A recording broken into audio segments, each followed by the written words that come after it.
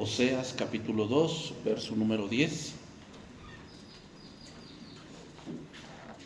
Vamos a continuar con nuestra serie en Dios fiel ante infieles. Este es el tema número 11.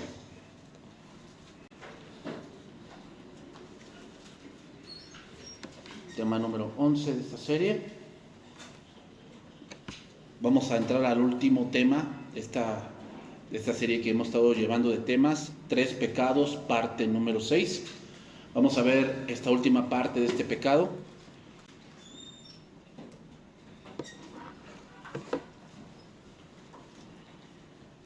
Oseas capítulo 2, verso número 10. Voy a dar lectura ahí. Dice: y ahora descubriré yo su locura delante de los ojos de sus amantes, y nadie la librará de mi mano. Haré cesar todo su gozo, sus fiestas, sus lunas nuevas, y sus días de reposo, y todas sus festividades. Y haré talar sus vides y sus higueras, de las cuales dijo: mi salario son. Salario que me han dado mis amantes, y las reduciré a un matorral, y las comerán las bestias del campo. Y la castigaré por los días en que incensaba a los Baales y se adornaba de sus arcillos y de sus joyeles, y se iba tras sus amantes y se olvidaba de mí, dice Jehová. Mira, hermanos, continuamos con nuestro estudio de este pecado. El pueblo creía, hermanos, y eso es algo que debemos cuidarnos, que por tener ciertos ritos estaban bien con Dios. Ya vimos el primer pecado, que es la idolatría, el segundo pecado, que es la ingratitud, y hoy vamos a culminar este pecado, que es la hipocresía. Y decíamos, ¿a qué hipocresía se refiere Dios? A fingir una falsa seguridad, pero fuera de Dios. Es decir, es aquella persona que siente que está bien con Dios por hacer cosas externas. ¿Ok? Porque voy a la iglesia, porque yo sí me abstuve de carne, porque yo sí oro ciertos días, ¿no? Como aquí el fariseo, ¿se acuerdan del fariseo que oraba y decía a sí mismo: yo, Señor, te doy gracias porque no soy como este publicano, que es un pecador, yo sí doy diezmo de todo lo que gano? O sea, se dan cuenta, cosas externas. Según la palabra hebrea, un hipócrita es un impío, es un inconstante, es alguien, fíjense, es alguien obstinado para hacer el mal. Vamos a ver un pasaje, hermanos, Isaías 29:9. Este pasaje trata mucho este problema. Y hermanos, como yo os dije, muchas veces tenemos el concepto que hipócrita es aquel que dice una cosa y hace otra. Y en un punto dado sí es así. Pero, hermanos, aquí lo estamos aplicando a un punto espiritual. Es alguien, hermanos, que busca el provecho propio. Es alguien que solamente piensa en él. Y él piensa que si está contento es de Dios. Y no, hermanos. Dice ahí, voy a leerlo en traducción viviente este pasaje. Isaías 29:9. Bien, dice ahí: ¿estás asombrado y escéptico? ¿No lo crees? Dice ahí, entonces adelante, sé ciego. Estoy leyendo en traducción viviente, Isaías 29:9. Eres necio, pero no por culpa del vino. Te tambaleas, pero no por causa del licor, pues el Señor derramó sobre ti un espíritu de sueño profundo. He cerrado los ojos de tus profetas y visionarios. Para ellos, todos los sucesos futuros de esta visión son como un libro sellado. Cuando se los des a los que sepan leer, dirán: no podemos leerlo porque está sellado, o sea, no lo entendemos, es lo que quiere decir. Cuando se lo des a los que no sepan leer, dirán: no sabemos leer. Así que el Señor dice: este pueblo dice que me pertenece, me honra con sus labios, pero su corazón está lejos de mí. Y la adoración que me dirige no es más que reglas humanas, aprendidas de memoria. Por esta causa, una vez más, asombraré a los hipócritas con maravillas extraordinarias. La sabiduría de los sabios pasará y la inteligencia de los inteligentes desaparecerá. ¿Qué aflicción les espera a los que intentan esconder sus planes del Señor? a los que hacen sus malas acciones en la oscuridad. El Señor no puede vernos, dicen ellos. No sabe lo que está pasando. ¿Será posible que sean tan necios? Él es el alfarero y, por cierto, es mayor que ustedes, el barro. ¿Acaso la cosa creada puede decir acerca del que lo creó, Él no me hizo? ¿Alguna vez ha dicho una vasija, el alfarero que me hizo es un tonto? Hermanos, voy a decir un poco del contexto de este pasaje de Isaías. Jerusalén había sido librado de los asirios. Y no por ejército, sino que de repente el ejército asirio desapareció. En lugar de eso, de asombrarse y de decir, Dios nos ha librado, no, continuaron siendo rebeldes e impenitentes. La liberación no les sirvió para apartarse del pecado, ni de la idolatría, sino que se volvieron más insolentes, se volvieron más cerrados a la voz de Dios. El deslumbrante rescate a las puertas mismas de Jerusalén solo fue una tregua en cuanto a años para ellos, hasta que vinieron los babilonios y destruyeron Jerusalén. El Antiguo Testamento, hermanos, muestra claramente cómo Dios actúa. Primero de todo, Dios actúa por gracia. Ningún esfuerzo o idea humana motivó, por decir, a Dios a crear al mundo, al universo. O sea, no había nada y Dios hizo algo por Él mismo. Y cuando Dios llamó a Abraham, lo llamó por Él, no porque Abraham fuese muy bueno. Y cuando Dios sacó a Israel de Egipto, lo sacó por Él. Ningún logro humano motivó a Dios para hacer la promesa de enviar al Mesías al mundo. Ninguna fidelidad ni devoción humana hizo que Dios cumpliera su promesa. Dios hizo todas las cosas por Él mismo, por su gracia.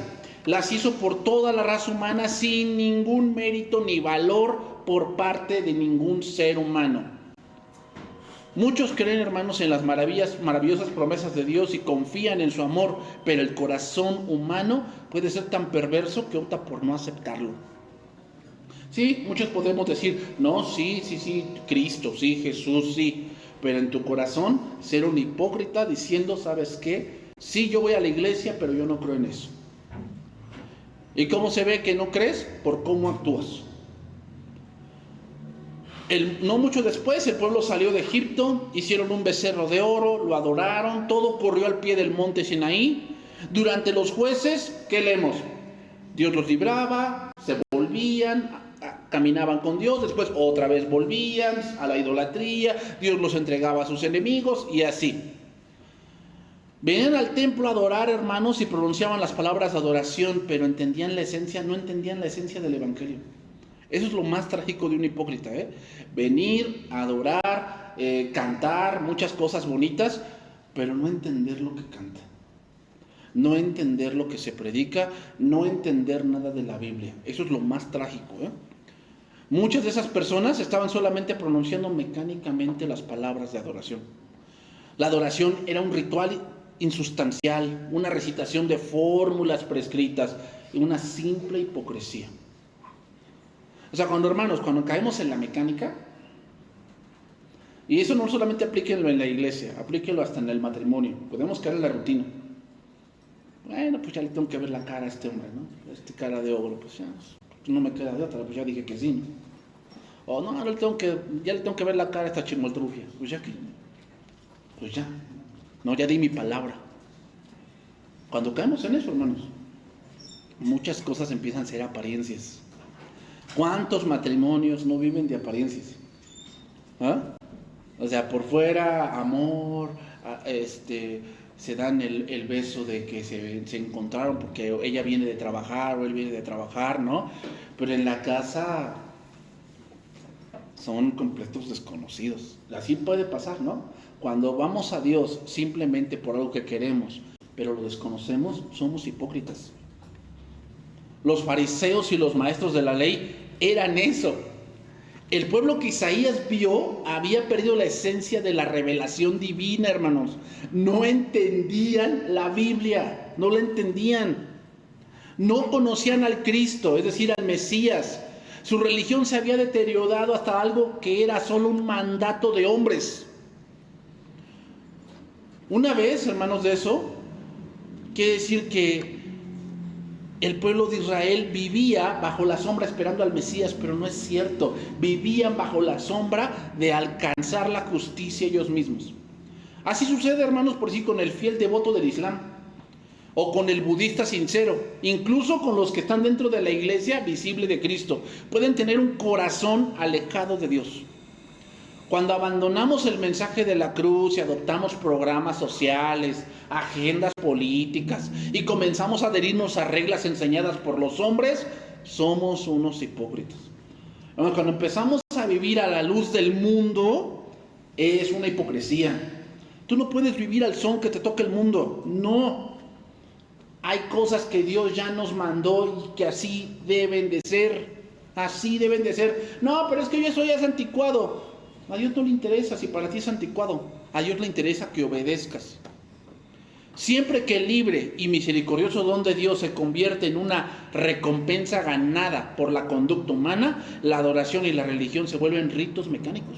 O sea, cuando pensamos que todo lo que recibimos, comida, vestido, trabajo, dinero, no lo hemos ganado, tu religión es algo completamente falso. Porque entonces, ¿para qué requieres a Dios si todo tú te lo ganas? Pierde significado espiritual todo lo que hacemos. Con demasiada frecuencia, hermanos, muchos usan las palabras de la Escritura para proclamar un mensaje de paz y seguridad hecho por el hombre, pero sin Cristo. ¿Vieron cómo se presentó este hombre, el nuevo Papa León XIV? Citando la Biblia, diciendo que él pide que como el Papa Francisco, él pueda crear puentes. Eso es una hipocresía. ¿Tú piensas que esos del Vaticano tienen su propia agenda? No, ellos se van a regir a la agenda que el mundo les diga. Pero así no puede ser la iglesia y no puede ser tú. Proverbios 11:9. Proverbios 11:9. Hermanos, mientras lo buscas, una de las críticas más repetidas que oímos contra la iglesia es que está llena de hipócritas, ¿no? ¿Has escuchado a gente así? No, yo no voy a ir porque está llena de hipócritas, ¿no? Es conocida la historia de un pastor a quien una señora le dijo: no voy más a la iglesia, pastor, no la resisto. ¿Por qué? Es que está llena de hipócritas. ¿Y qué le respondió el pastor? Por eso no se preocupe, hermana, venga, siempre cabe uno más. Siempre cabe uno más, ¿no? Aquel que dice: no, está lleno de hipócritas. Proverbios 11:9 dice ahí: el hipócrita con la boca daña a su prójimo, mas los justos son librados con la sabiduría. Hermanos, ¿cuál es el remedio para la hipocresía? La sabiduría. Tener sabiduría. Y otra vez, sabiduría no es saber mucho. Tú puedes saber mucho de muchas cosas y ser un tonto. Un tonto que sabe mucho, ¿no? Pero en realidad no sabe nada. Vean, traducción viviente: los que no tienen a Dios destruyen a sus amigos con sus palabras, pero el conocimiento rescatará a los justos. La hipocresía, hermanos, le ha hecho en verdad mucho daño a la iglesia. En realidad es un crimen, y un crimen sin castigo. ¿Por qué? Porque el hipócrita se sale con la suya sin que nadie le pase, aparentemente, sin que nada le pase. La Biblia es clara cuando acusa al hipócrita. Es uno de los pecados, hermanos, que la gente acepta como parte de la sociedad, ¿no? ¿Cuál? Que yo doy una cara al amigo y por detrás busco su mal, ¿no? Que yo le doy una cara a aquel que me ha tendido la mano y me ha ayudado, pero por detrás busco su mal y hablo mal de él, ¿no? El que gente vaya contigo y confíe contigo un problema que tiene y tú vayas por detrás y lo quemes, eso es una hipocresía, porque tú finges ser su amigo. Cuidémonos de la hipocresía, hermanos, porque cierto escritor dijo: la vida es demasiado corta como para perder una parte tan preciosa fingiendo, ¿no? Hermanos, el cristianismo no se trata de fingir, se trata de ser. No finjas. O sea, Dios, por eso dijo Dios en Apocalipsis 3 que no seas frío, que no seas tibio, sé frío o cálido, o sea, tú no te interesa, pues dile, ¿sabes qué, Señor? No me interesa. Y si sí te interesa, ¿qué? Pues métete de lleno. ¿Por qué estás con medias de que esto sí, esto no? Lo que me guste sí, lo que me guste no. Pues Dios no quiere eso. Hay cosas del matrimonio que no nos van a gustar. Y hay cosas de la vida que no nos van a gustar. ¿Ah? Hay cosas de la vida que tú has vivido que las recuerdas y como que no hubiera pasado por aquí. Pero así es la vida, hermanos. Santiago 3:13. Entonces, ¿cuál es el remedio para la hipocresía? La sabiduría, hermanos. Pero no cualquier sabiduría. No cualquier sabiduría. La sabiduría que viene de lo alto. Vean cómo dice este pasaje, Santiago 3:13. ¿Quién es sabio y entendido entre vosotros? Muestre por la buena conducta sus obras en sabia mansedumbre. Pero si tenéis celos amargos y contención en vuestro corazón, no os jactéis ni mintáis contra la verdad, porque esta sabiduría no es la que desciende de lo alto, sino terrenal, animal y diabólica. Porque donde hay celos y contención, allá hay perturbación y toda obra perversa. Vean lo que dice el versículo 17. Pero la sabiduría que es de lo alto es primeramente pura, después pacífica, amable, benigna, llena de misericordia y de buenos frutos, sin incertidumbre ni hipocresía. Y el fruto de justicia se siembra en paz para aquellos que hacen la paz. Hermanos, vamos a entender un poco. Cuando se habla de sabiduría de lo alto, necesitamos entender que la epístola a Santiago, o de Santiago, es una epístola que no a una iglesia en específico, sino a toda la iglesia. Vean el contexto. El contexto es la lengua. ¿De qué está hablando entonces Santiago? Está hablando de cómo conducirnos en la iglesia. Cómo conducirnos.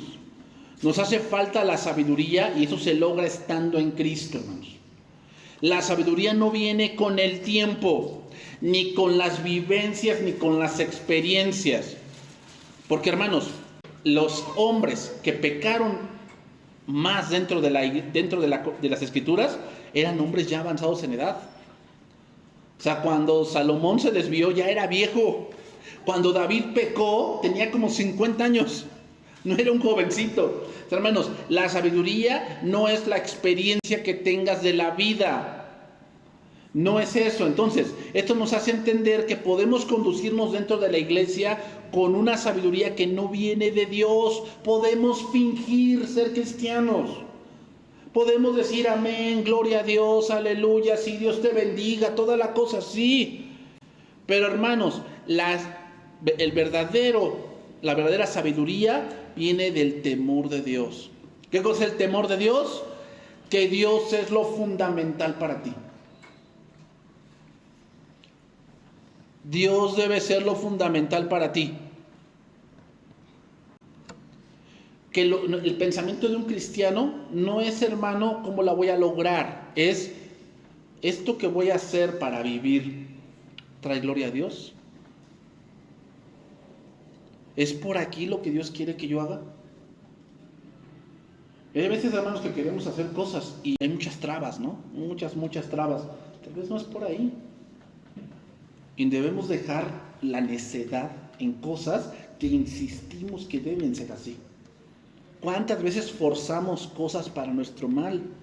Y Dios nos está diciendo no, no, no, no, no. Pero como somos tan necios y no vemos la sabiduría, o sea, la sabiduría es entender la voluntad de Dios. La verdadera sabiduría, hermanos, viene de tener a Dios como el centro de nuestras vidas. Cuando esto no es así, fingimos que tenemos sabiduría, pero en realidad estamos fingiendo. ¿Cuánta gente finge diciendo es que esto Dios me lo dijo? Pero tú lo estás viendo que está yendo al precipicio. Lo estás viendo que está yendo al precipicio y él dice que no, que Dios le dijo que se fuera al precipicio. Entonces vamos a analizar un poco las cosas que tiene la sabiduría. Primeramente, es pura.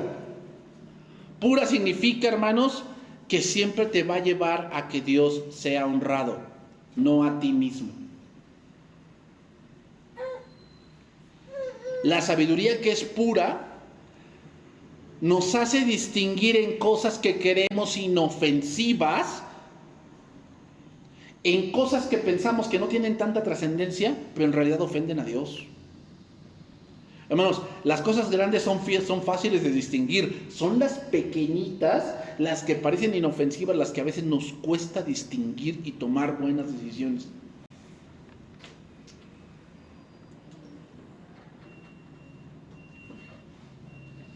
Entonces, la sabiduría de Dios es pura. O sea, no va en contra de lo que Dios ya ha dicho, que así es. No va en contra. Aunque tú digas, yo siento, pues qué bueno. Número 2, es pacífica. ¿Qué quiere decir que es pacífica? Que no busca imponer su deseo personal sobre cierta situación, sino lo que Dios dice.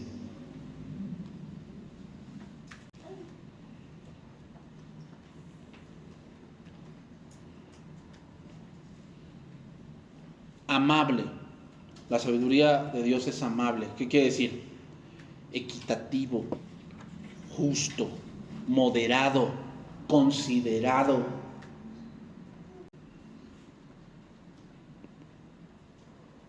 ¿Qué quiere decir, hermanos?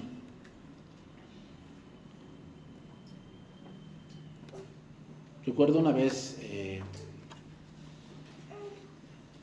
dos varones se enfrascaron en una situación de hablarse fuerte, porque cierto varón decía que la gente debía venir a fuerzas aquí con zapatos, a nada de tenis, y aquel que venía con tenis no estaba honrando a Dios, ¿no?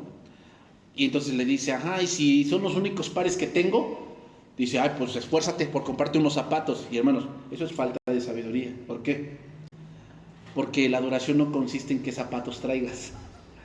Es obvio que debes venir aseado, ¿no? Obvio.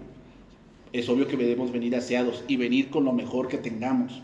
Y si lo mejor que tienes son unos zapatos así, pues bueno, Dios no se va a fijar en tus zapatos, se va a fijar en tu corazón. Pero obviamente, hermanos, obviamente esa es una falta de sabiduría. ¿Por qué? Porque hay gente que solamente tiene para un par, ¿o no? Y a lo mejor tiene un par que le va a servir para su trabajo y para su día a diario y no tiene más. Eso es ser sabio, hermanos. Muchas veces la gente, en su querer ser tan religioso, se mete en unos debates que no tienen sentido. No tienen sentido, hermanos. Entonces, debemos ser equitativos, decorosos, apropiados, considerados. Esa es la adoración o la sabiduría que Dios quiere. O sea, los hipócritas son aquellos que piensan que por hacer cierta cosa y porque traen tenis flexi, ¿no? Traen zapatos del Toro, ya por eso son más, adoran mejor a Dios. ¿Tú piensas que Dios se fija en eso? Entonces, ¿qué hacemos con los esquimales? El que sea de oso blanco ese adora mejor y el de oso pardo no. O el de lobo blanco sí, o el que se cazó un coyote. ¿Se dan cuenta, hermanos, cómo entramos en ese tipo de cosas ¿Qué hacemos con los que tienen una iglesia en una torre de Pemex, ahí que están en medio del mar? Y nada más tienen su uniforme con el que trabajan y el domingo quieren adorar a Dios. No, pues no pueden porque traen un uniforme de Pemex, ¿no? Y huele a gasolina o a petróleo. ¿Se imaginan, hermanos? Esa es la sabiduría. Tenemos que entender que a Dios le importa que cuidemos el corazón. Sí, eso el corazón se va a reflejar hacia afuera. Es obvio que pues, hay cosas aquí dentro de la iglesia, hermanos, que debemos cuidar, ¿no? O sea, debemos de venir con decoro. ¿Qué cosa es decoro? Orden. Hay vestimenta para todo tipo, ¿no? Si tú vas a ir a la playa, pues no creo que vayas con un abrigo. No creo. No sería lo adecuado. Entonces aquí también, dentro de la iglesia, pues no creo que lo adecuado sea un bikini, ¿va? No creo que lo adecuado sea eso. O una ombliguera, ¿será lo adecuado? Bueno, yo me imagino una ombliguera. Yo veía las ombligueras en las tardeadas y en las discotecas. Ahí los veía yo. Aquí es una discoteca.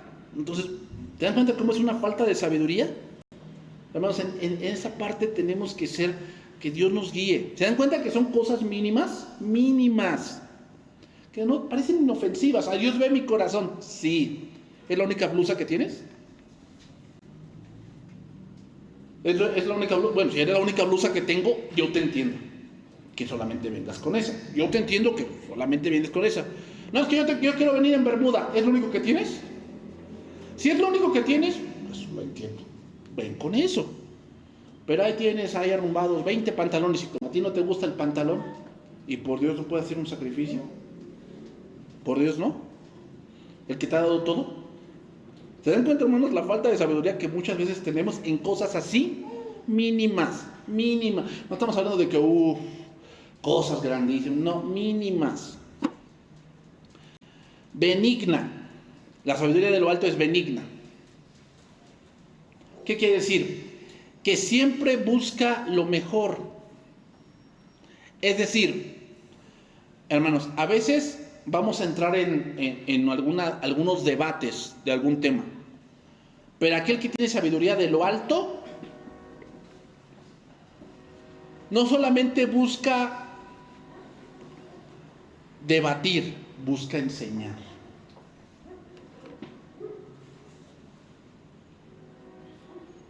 No solamente es debatir por debatir, es enseñar lo que Dios dice.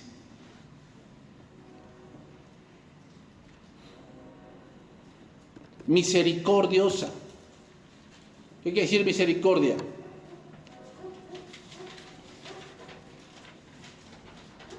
Que al que tiene sabiduría de lo alto le interesa la iglesia. Le interesa que la iglesia esté sana. ¿Cómo? A través de la doctrina y la enseñanza de la palabra. Ese es tener misericordia, hermanos.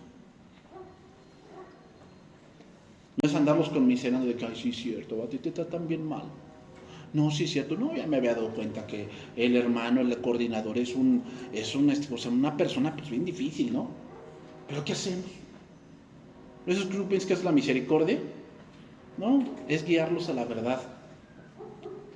No, es que a mí se me hace injusto que pues haya gente que tratan mal. Pues tú piensas que para David no se le hacía injusto tener a Saúl. ¿Quién sabe lo que hizo Saúl con David? David nada más le hacía el bien, ¿no? Lo libró del gigante.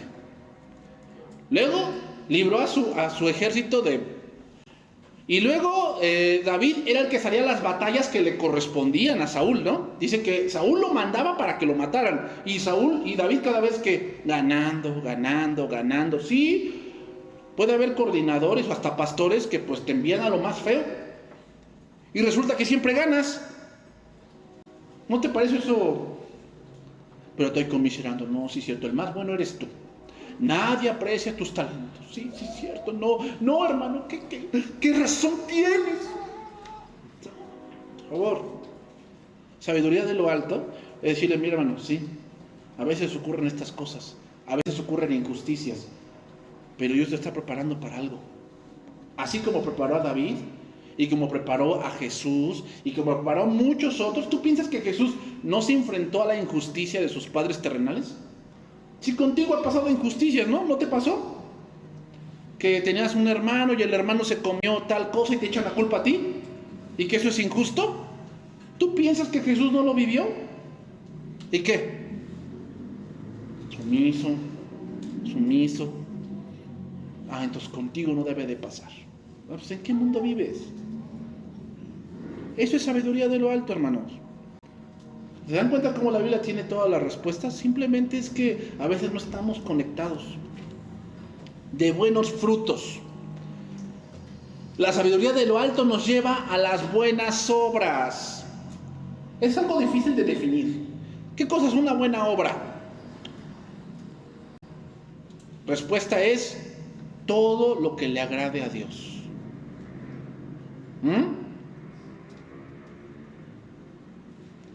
Hay cosas que podemos hacer que parecen muy piadosas, pero para Dios son detestables. Es por ello que la sabiduría es muy necesaria, porque muchas veces las buenas obras las dictan los de afuera. Yo no creería en un Dios que te prohíba todo. Pues qué bueno, porque tu Dios no existe. Yo no creería un Dios que mate a todos. No, yo no creería en un Dios así, o sea, que mató niños en el Egipto, o sea, dejó que Faraón matara. No, lo único que está dejando es que Dios nos hace ver cómo es el corazón del hombre, que el hombre cuando es perverso, hasta su propio prójimo mata. Entonces, hermanos, muchas veces caemos en este punto. Pensamos que si la gente está contenta con nosotros, hicimos una buena obra. Y no siempre, hermanos. A veces la buena obra para con Dios es decir no. No. Pero ¿por qué no? Porque a Dios no le agrada, punto. No, yo no creía en un Dios así. Pues qué bueno. Qué bueno. Otro punto, sin incertidumbre. Literalmente significa que no se parte o se divide. Es decir, la verdadera sabiduría, la sabiduría que viene de lo alto, no es una sabiduría que vacila. No es una sabiduría que se va por donde le convenga.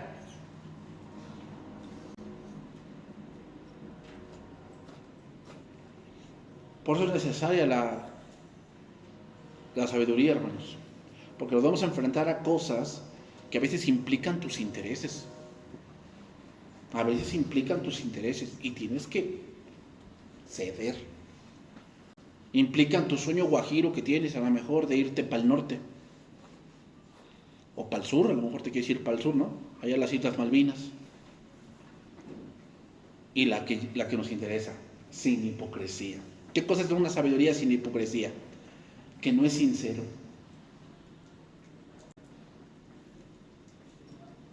La sabiduría que viene de lo alto hará que nos pongamos del lado correcto, no del lado que me conviene. ¿No es así el mundo? Hoy están en el PRI y al rato ya están en la 4T, ¿va? Donde les convenga. Aquí no hay donde mi corazón dicte, no, donde me convenga, ahí me pongo. El sabio y entendido, dice Santiago, tiene primeramente una buena forma de enfrentar la vida, hermanos. Es natural que el sabio tenga belleza en sus acciones. ¿Por qué? Porque tiene una bella forma de enfrentar la vida. No es que tenga al fin una vida bella, no, sino que tiene un estilo de vida bello. Un modo bello de enfrentar la vida. ¿Cuál es ese modo bello de enfrentar la vida? Sabiendo que estamos en la mano de Dios. Ese es el modo bello de enfrentar la vida. La sabiduría de lo alto no pretende lo que no es, actuando siempre bajo su propia manera de ser, sin dos caras.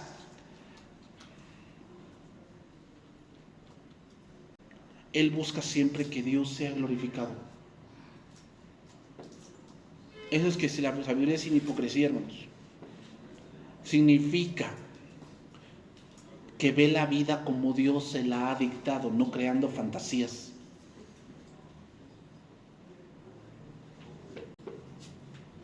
Para el hombre sabio no es si él hubiera. El hubiera no existe, hermanos, aunque lo mencionemos, ¿no? Dios así lo permitió y tenemos que confiar en la voluntad de Dios. Lucas 13:10.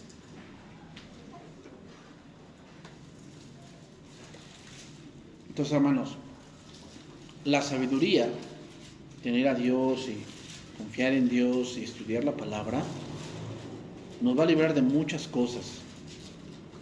Nos va a hacer que tengamos entendimiento en cosas que parecen simples, pero que a veces nos llevan a doblegarnos a cosas que no son de Dios. 13:10. Enseñaba Jesús en una sinagoga en el día de reposo. Y había allí una mujer que desde hacía 18 años tenía espíritu de enfermedad y andaba encorvada. Y en ninguna manera se podía enderezar. Cuando Jesús la vio, la llamó y le dijo: mujer, eres libre de tu enfermedad. Y puso las manos sobre ella, y ella se enderezó luego y glorificaba a Dios. Pero el principal de la sinagoga, enojado de que Jesús hubiese sanado en el día de reposo, dijo a la gente, no se lo dijo a Jesús, a la gente: 6 días hay en que se debe trabajar. En estos pues, que venid y sed sanados, y no en día de reposo. Entonces el Señor respondió: hipócrita, ¿no? Hipócrita, cada uno de vosotros no desata en el día de reposo su buey o su asno del pesebre y lo lleva a beber. Y a esta hija de Abraham, que Satanás había atado 18 años, ¿no se le debía desatar de esta ligadura en el día de reposo? Al decir él estas cosas, se avergonzaban todos sus adversarios, porque todo el pueblo se regocijaba por todas las cosas gloriosas hechas por él. Qué gozo, hermanos, tan grande fue para esta mujer el poder erguirse de nuevo, después de 18 años de no poder hacerlo. Sin embargo, el alto dignatario de la sinagoga estaba indignado porque la curación se había llevado en día de reposo. Esto nos recuerda, hermanos, una crítica similar que vino de los fariseos cuando Jesús sanó a un hombre que tenía la mano seca. Y Jesús les dijo: ¿es listo en día de reposo salvar la vida o quitarla? Aquí es propio llamar hipócrita, hermanos, a la gente que desataría su animal para llevarla a beber agua en un día de reposo, pero condena el acto de desatar a una compañera israelita. O sea, un hipócrita es aquel que sí deben, que todos, él dice, debemos tener misericordia de los de afuera para que conozcan a Jesús, pero de los de adentro, todo el peso de la ley. ¿Ah? Con los de mi familia carnal, sí. ¿Dónde está el amor? ¿Y para los demás? ¿Qué? No, ¿dónde está el garrote? ¿Ah? Eso es de un hipócrita. Porque no medimos igual. Medimos de acuerdo a las circunstancias, que si me conviene o no. ¿Me conviene echarme de enemigo a este hombre? Entonces lo hacemos livianito. Si no me cae gordo, pues hablo con todo, ¿no? Y le digo, y deberían hacerle así, así, así, asado. El alto dignatario de la sinagoga no hubiera estado de acuerdo con lo que decía Jesús, pero él mismo era uno de los que necesitaba arrepentirse. El arrepentimiento no solo era necesario por las malas obras, sino también por las actitudes falsas. En lugar de encadenar a la gente con restricciones que no pueden cumplirse, el sábado debía ser un día de libertad, lejos del afán del trabajo, para celebrar la bondad de Dios. Hermanos, un hipócrita es aquel que ve mucho las cosas que él tiene en su mente de cómo debería de ser, pero Dios no lo dice así.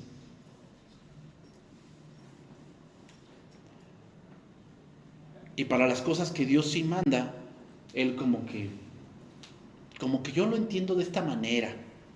Hermanos, hay cosas en la Biblia que son muy claras y que así deben de ser. No hay para dónde hacerse.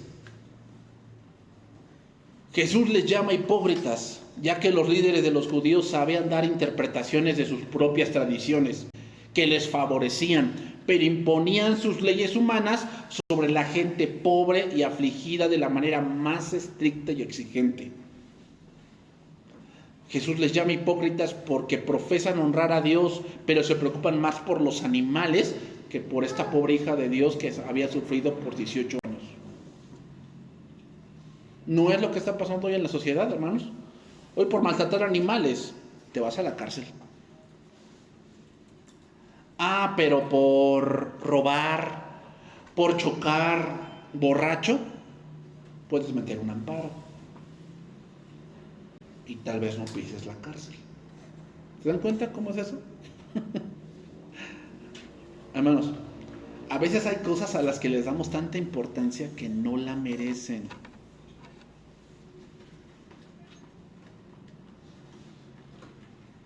Fíjense, hermanos, en el sábado no se permitía que se le llevara agua a los animales, pero se permitía llevar a los animales al agua. No se permitía que tú llevaras una cubeta de agua y se la pusieras, no. Pero sí podías desatar el pollino, la vaca y llevarla al agua. ¿Cuántos de aquellos hermanos que estaban presentes en la sinagoga habían hecho lo mismo? No era nada trabajoso desatar al buey o al asno para llevarlo a beber. Desde luego, era trabajo, pero les convenía ese trabajo porque ellos tenían animales y se preocupaban por ellos. Pero cuando se trataba del hermano israelita, no tenían misericordia de él. Hermanos, y voy terminando con esto. La hipocresía nos hace desviar la mirada de la cruz y ponerla en el mérito propio.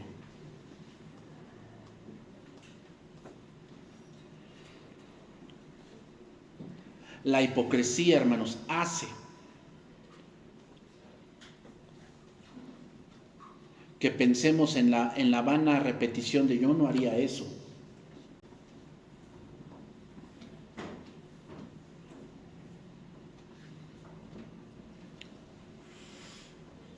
La hipocresía hace, hermanos, que confiemos más en los méritos propios que en los méritos de la cruz.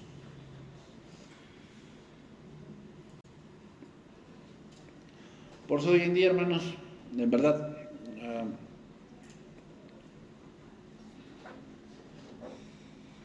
muchos aún todavía aquí a nosotros nos siguen criticando que porque cambiamos ciertas cosas dentro de la reunión general de la iglesia y que falsa doctrina y que se dan cuenta y todo ese tipo de acusaciones pues a mí no me afectan, o sea, digo, si ellos lo entienden así está bien, pero se dan cuenta que las acusaciones van en un punto de nosotros lo hacemos así y yo creo que esto es lo correcto. Bueno, si lo quieres hacer así, como dice la palabra en Romanos, Dios te recibe. Y si nosotros lo queremos hacer de esta manera, Dios nos recibe, lo hacemos para Dios. ¿Pero qué? Cuidemos ¿qué? El corazón. Cuidemos el corazón, hermanos. Sé sincero, analízate, analicémonos todos. Cuando vas a venir aquí a la iglesia los domingos y vas a servir, siempre debes de preguntarte, ¿por qué lo hago? ¿Por qué te levantas temprano ese día? ¿Porque no tienes de otra? Pues mejor dile a Dios, Señor, quítame este pensamiento porque no te agrada así, que yo lo haga obligado, ya no tengo de otra. O sea, pregúntate, si Dios te quitara todo, te quitara el auto, te quitara tu trabajo, y solamente tienes para ir y regresar de tu casa el pasaje, ¿lo harías? O ahí se abre un pero. Eres un hipócrita, sí. Estás con Dios por lo que tienes. No debes estar con Dios por lo que tienes o por lo que Él te pueda dar. Debemos estar con Dios porque Él es nuestro Dios. Esa es la pregunta que debes hacer. Si Dios te quitara todo y nada más tienes para venir y para regresar, ¿lo harías? Si tu respuesta es, pues no sé, la voy a pensar. Tal vez necesitas analizar cuál es la posición que Dios tiene en tu vida. Tal vez no sea la que tú piensas. Tal vez tú dices, sí, Dios es la prioridad de mi vida, pero no es verdad, te estás engañando. Porque, hermano, Dios no lo va a hacer así, pero Él espera que tú te des cuenta de todo lo que Él te ha dado. Y no para que así le respondas a Él, no, le respondas porque Él es tu Dios. Eso es lo importante. Tú debes entender, Dios o Cristo es mi Dios. ¿Y qué implica eso, que Cristo es mi Dios? Que hay cosas que Él me demanda que yo debo de hacer. Él me demanda cosas. Debemos hacerlas gustosos, hermanos, porque Él no es un capataz. Como dijo la palabra, o como dice la palabra, ¿qué Dios como nuestro Dios, que nos haya dado leyes justas y que nos haya apartado como un pueblo santo y que nos cuide? ¿Qué Dios como nuestro Dios, que es el más cercano a nosotros? No hay otro Dios como Cristo que se haya revelado tanto que esté cerca de nosotros, hermanos. Ni Mahoma, ni Buda, ningún Dios se ha revelado tan específicamente como el nuestro. Por eso no hay ningún Dios verdadero más que nuestro Dios. Pues hermanos, aquí terminamos esta parte. La próxima semana, si Dios permite, estaremos siguiendo con nuestro estudio de estos pasajes.